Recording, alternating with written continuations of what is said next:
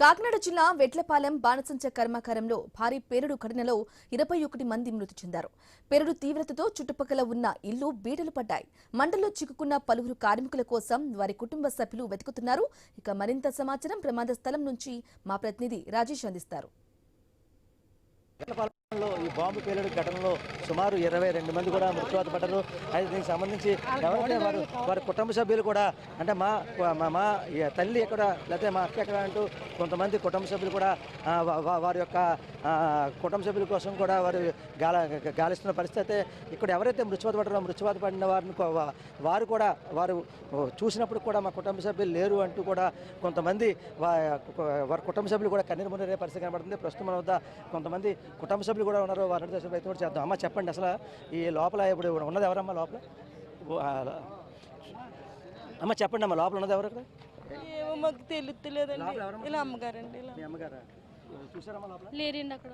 చూసారా? చూసాను. ఎప్పుడు పని చేస్తున్నారు ఇక్కడ? సంవత్సరం నుంచి చేస్తున్నారు. సంవత్సరం నుంచి చేస్తున్నారు. మొత్తం ఎతికారమ్మా లోపల? కాకినాడ తీసుకెళ్ళినప్పుడు అక్కడికి తీసుకెళ్ళలేదంటండి. ఇక్కడ ఎత్తుకోగానే ఎక్కడ కనిపించలేదండి. మరి ఏమైనా వాళ్ళని చెప్తారా లోపల? ఇంకా వెతుకుతున్నాం, కంగారు పడకండి అంటున్నారండి. ఎప్పుడు పని చేస్తారా? సంవత్సరం నుంచి చేస్తున్నారు. పని చేస్తున్నారు. మొత్తం అన్ని చూసారు లోపల? డెడ్ బాడీలు ఏమీ కాదండి. చూసాం కదా.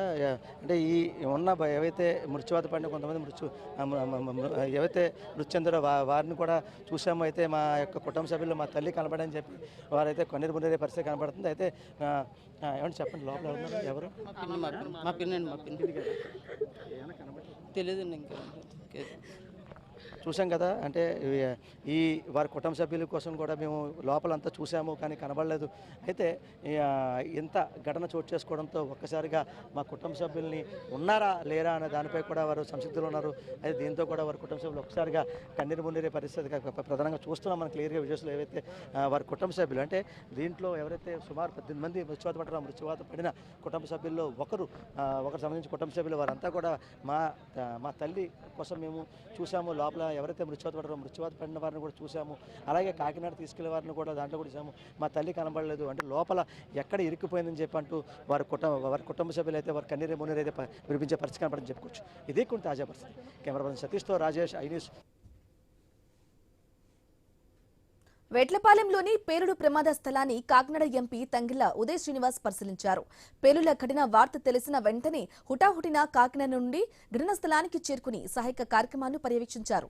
ఈ ప్రమాదంలో పెద్ద ఎత్తున కార్మికులు మృతి చెందడం బాధాకరమని, మృతుల కుటుంబాలను అన్ని విధాలా ఆదుకుంటామంటున్న ఎంపీ ఉదయ్ శ్రీనివాస్ తో మా ప్రతినిధి రాజేష్ ఫేస్ టు ఫేస్.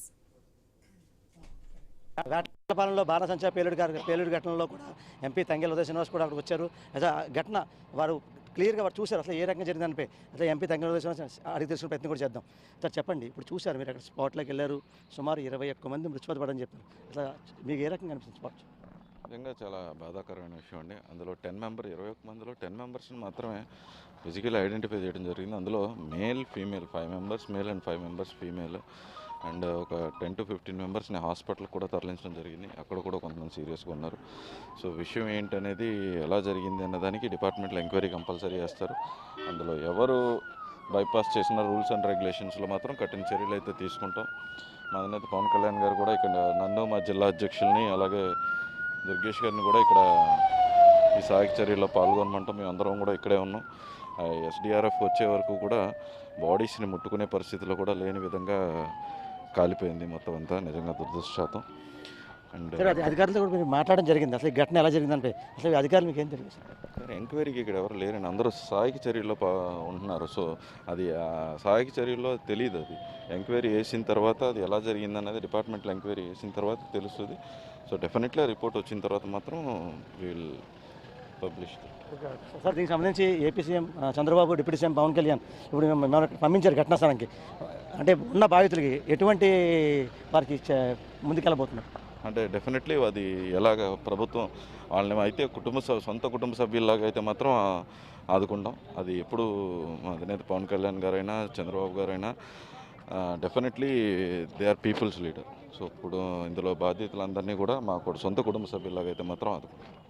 చూసాం కదా ఓవరాల్గా ఏవైతే ఈ వేటలపాలెం జరిగిన బాంబు పిల్లడి ఘటనలో సుమారు 21 మంది మృత్యుపాత పడ్డారు. అయితే ఏవైతే రాష్ట్ర ప్రభుత్వం ఇచ్చిన ఆదేశాల మేరకు ఖచ్చితంగా బాధిత కుటుంబ సభ్యులకు ఖచ్చితంగా ఆదుకుంటామని చెప్పి ఎంపీ తంగెళ్ళ ఉదయ శ్రీనివాస్ చెప్పే పరిస్థితి కనబడుతుంది. ఇదే కొన్ని తాజా పరిస్థితి. కెమెరా పర్సన్ సతీష్తో రాజేష్.